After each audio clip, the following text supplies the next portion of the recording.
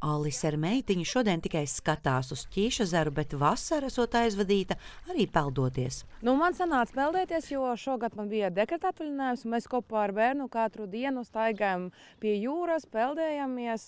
Kaut vai ūdens bija augsts, bet mēs jau zinām, kā Latvijā tā ir vienmēr. Tāpēc mums tomēr sanāca pārsvarā vecākos. Tur mēs peldējamies. Vecākos, jā. Bet tagad bojas novāksies, iet vēl? Nē, vairs ne. Izskatās, ka viss vasara tiešām beidzās, jā.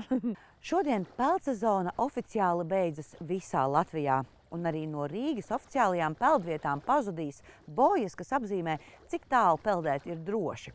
Taču ūdens temperatūra vietām vēl ir +17 grādi. Glābēji pieļauj, ka darbs turpināsies.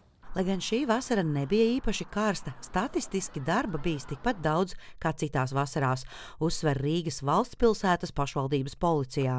Mums paveicās, bet savukārt atpūtniekiem nevisai, jo bija nevisai labi laikapstākļi, nevisai bieži mums bija karstās dienas. Bet jāsaka, visas tās karstās dienas, kas mums bija, cilvēku kapacitāte peldvietās bija ļoti augsta. Šogad mums ir izglābta viena persona slīkstošā, bet toties esam rēģējuši un braukuši un glābuši cilvēku uz 19 epizodēs, kas tas bijis nepieciešams uz ūdens.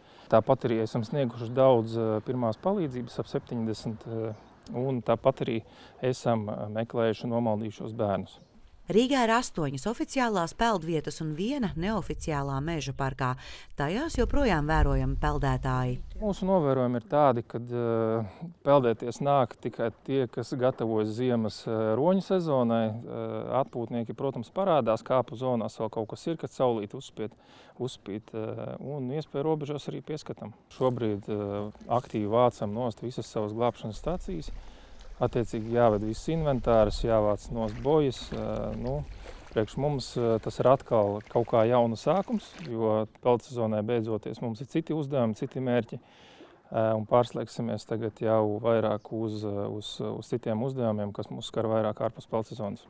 Glābējiem mainās darba uzdevumi. Tagad viņi dosies kontrolēt makšķerniekus un privātos kuģošanas līdzekļus.